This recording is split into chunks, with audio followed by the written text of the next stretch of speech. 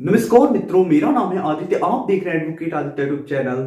Hindu marriage act section 9 के बारे में तो आप सब लोग जानते होंगे। सेक्शन 9 कब किया जाता है, इसको करने से क्या फायदे होती हैं, क्या नुकसान होती हैं, क्या क्या सावधानियां रखनी होती हैं, ये सारी चीजें आप जानते होंगे। अगर आप नहीं जानते हैं तो इन सारी चीजों पे मैं डिटेल में वीडियो बना चुका हूं। आप चैनल की प्लेलिस्ट में जाके इन सारी वीडियो को देख सकते हैं और अच्छी तरह से सेक्शन 9 के बारे में जानकारी प्राप्त कर सकते हैं। आज मैं आपको जो जानकारी देने वाला हूं वो सेक्शन 9 से ही संबंधित है। अगर मान लीजिए आपने हिंदू मैरिज एक्ट का सेक्शन 9 का केस किया है तो ऐसे में कुछ ऐसी चीजें होती हैं जिन्हें आपको न्यायालय में सिद्ध करना पड़ता है, तभी आप वो मुकदमा जीत पाते हैं। जैसे मान लीजिए पति ने हिंदू मैरिज एक्ट सेक्शन 9 का केस कर दिया है तो ऐसे में कुछ ऐसे आवश्यक तत्व होते हैं जिन्हें पति को सिद्ध करना होता है, तभी उसके पक्ष में डिक्री मिलती है, यानी पति केस जीत पाता है। जो आवश्यक तत्व है अगर पति उन्हें सिद्ध नहीं कर पाता है तो ऐसे में पति के पक्ष में डिक्री जारी नहीं होती है, पति मुकदमा हार जाता है। तो ऐसे में आज की इस वीडियो के माध्यम से मैं इन्हीं आवश्यक तत्वों को आपको बताऊंगा कि कौन कौन से ऐसे आधार हैं जिन आधारों को आपको सिद्ध करना पड़ेगा, तभी आपको सेक्शन 9 की डिक्री मिल सकती है।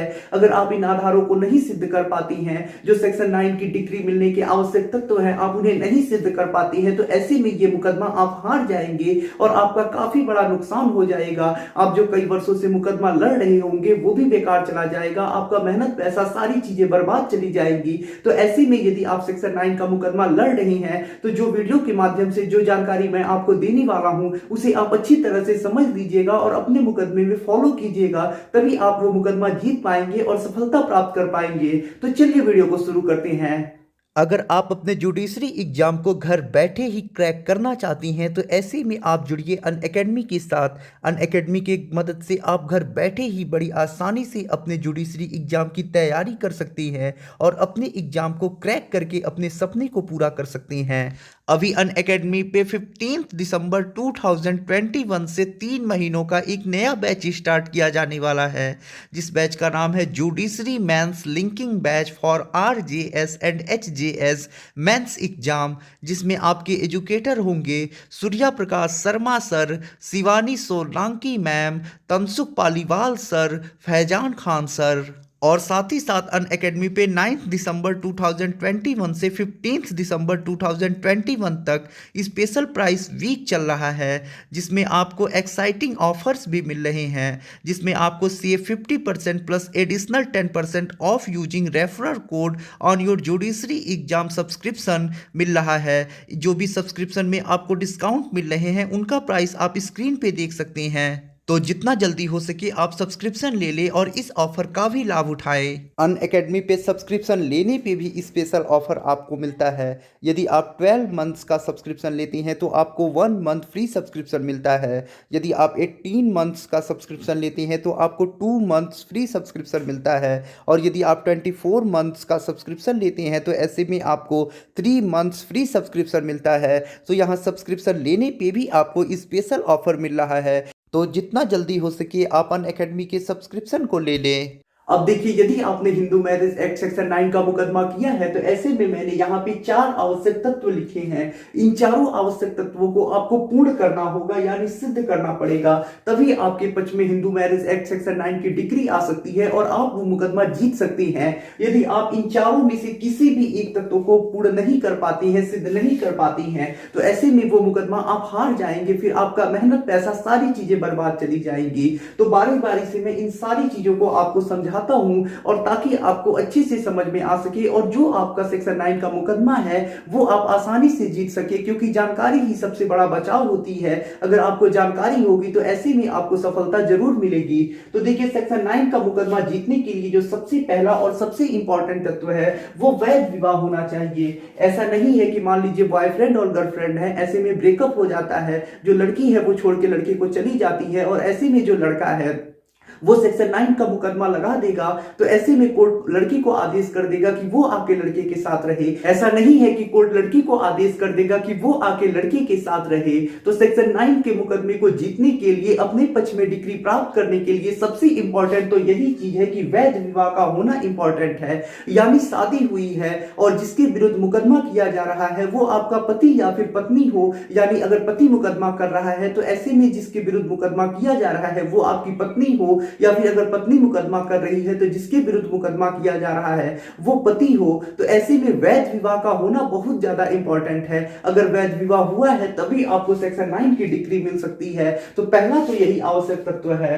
अब देखिए दूसरा जो आवश्यक तत्व है सेक्शन 9 की डिग्री प्राप्त करने के लिए वो ये होता है कि प्रतिपक्षी युक्त कारण के बिना साहचर्य से अलग हो गया हो। यानी आप जानते होंगे कि अगर आपका साथी जो है वो बिना उचित कारण के ही आपसे अलग रह रहा है तभी ऐसे में आप सेक्शन 9 का केस लगाती हैं। तो ऐसे में जो आपकी पत्नी है या फिर पति है जो आपसे अलग रह रहा है वो बिना उचित कारण के ही आपसे अलग रह रहा है, तभी आपको सेक्शन 9 की डिग्री प्राप्त हो सकती है। तो दूसरा इंपॉर्टेंट चीज यही है कि जो आपका साथी है वो बिना उचित कारण के ही आपसे अलग हो गया हो। अब यहाँ पे तीसरा जो इंपॉर्टेंट तत्व है, न्यायालय वादी के कथित बयानों से संतुष्ट हो।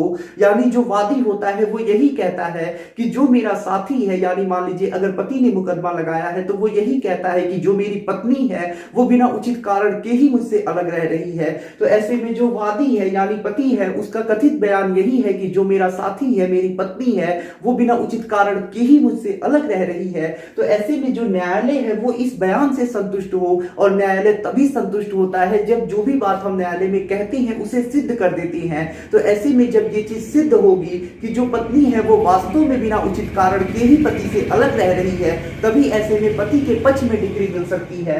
यानी जो वादी का बयान है उससे न्यायालय संतुष्ट हो, यानी जो भी बयान है उसे सिद्ध कर दिया जाए, तभी जाके सेक्शन 9 की डिग्री मिल सकती है। तो तीसरा आवश्यक तत्व यही है, जब इस चीज को भी आप न्यायालय में सिद्ध करेंगे तभी आपको डिग्री प्राप्त हो सकती है। चौथा जो आवश्यक तत्व है, कोई अन्य बाधा ना हो। कोई अन्य बाधा होने का मतलब ये है, जैसे मान लीजिए पति और पत्नी अलग अलग रह रहे हैं, पत्नी कहीं और नौकरी कर रही है, पति कहीं और नौकरी कर रहा है, दोनों सरकारी नौकरी में है। तो ऐसे में कभी कभी पति सेक्शन 9 का केस लगा देते हैं कि मेरी जो पत्नी है वो नौकरी छोड़ दे और आके मेरे साथ रहना शुरू कर दे। तो ऐसा नहीं होता है। कई ऐसे जजमेंट आ चुके हैं जिनमें ये कहा गया है कि अगर नौकरी कर रही है पत्नी तो उसके ऊपर सेक्शन 9 का केस करके उसे पति के साथ रहने के लिए मजबूर नहीं किया जा सकता है। तो ऐसे में ऐसे ही कोई अन्य बाधा ना हो जिसकी वजह से सेक्शन 9 की डिग्री वादी के पक्ष में न दिया जा सके। तो ऐसे में इसी प्रकार की बहुत सारी बाधाएं हैं, जैसे मान लीजिए पत्नी बहुत ज्यादा बीमार हो और वो अपने मायके चली गई हो, कोई उसका ससुराल में सेवा करने वाला ना हो, तो ऐसे में भी पत्नी के पास ये उचित कारण है कि पत्नी वहां रह सकती है। तो ऐसे में ऐसा ही कोई अन्य ऐसी बाधा ना हो जिसकी वजह से जो वादी है उसके पक्ष में डिग्री जारी न किया जा सके। तो ऐसी कोई बाधा नहीं होनी चाहिए। तो यही जब 4 आवश्यक तत्व पूर्ण होंगे तभी वादी के पक्ष में सेक्शन 9 की डिग्री आ सकती है और जो वादी है वो मुकदमा जीत सकता है। तो ऐसे में यदि आप एक पति हैं और ऐसे में आपने अपनी पत्नी को बुलाने के लिए हिंदू मैरिज एक्ट सेक्शन 9 का केस किया है, तो ऐसे में आपको ये 4 चीजें सिद्ध करनी पड़ती है। पहला तो वैध विवाह हुआ हो।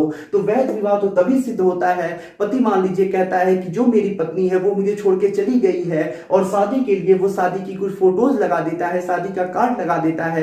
पत्नी आके कह देती है कि हाँ ये मेरा पति है, इस दिन शादी हुआ था मेरा। तो पहला तो जो आवश्यक तत्व है यहीं पे सिद्ध हो जाता है। तो इसके लिए आपको घबराने की कोई आवश्यकता नहीं है। बाकी जो अन्य ये चीजें हैं इन्हें आपको सिद्ध करना है। यानी मेरी जो पत्नी है वो बिना उचित कारण के मुझसे अलग रह रही है, वो आपको सिद्ध करना है, पत्नी को बताना है कि वो अलग क्यों रह रही है। ये वादी और प्रतिवादी की जिम्मेदारी होती है। तो आशा करता हूं इन सारी चीजों को आप समझ चुके होंगे और जान चुके होंगे कि सेक्शन 9 का मुकदमा जीतने के लिए आपको कौन कौन से आवश्यक तत्वों को सिद्ध करना होता है, कौन कौन से ऐसे आधार हैं जिन्हें आप सिद्ध करेंगे तभी आप मुकदमा जीत पाएंगे। तो आशा करता हूं ये जानकारी आपको काफी ज्यादा पसंद आई होगी। अगर आप किसी कानूनी समस्या से परेशान हैं और ऐसे में आप मुझसे फोन पे बात करके अपनी कानूनी समस्या का समाधान प्राप्त करना चाहती हैं, तो इसके लिए डिस्क्रिप्शन चेक करिए, वहां पे बताया गया है कि आप किस प्रकार से मुझसे फोन पे बात कर सकते हैं। अगर आपको वीडियो पसंद आया हो तो वीडियो को लाइक करें, अपने दोस्तों के साथ शेयर करें और यदि आप चैनल पे नए हैं तो चैनल को सब्सक्राइब करके बेल आइकन को दबाएं। मिलते हैं नए वीडियो के साथ अगले दिन, तब तक के लिए जय हिंद, जय भारत।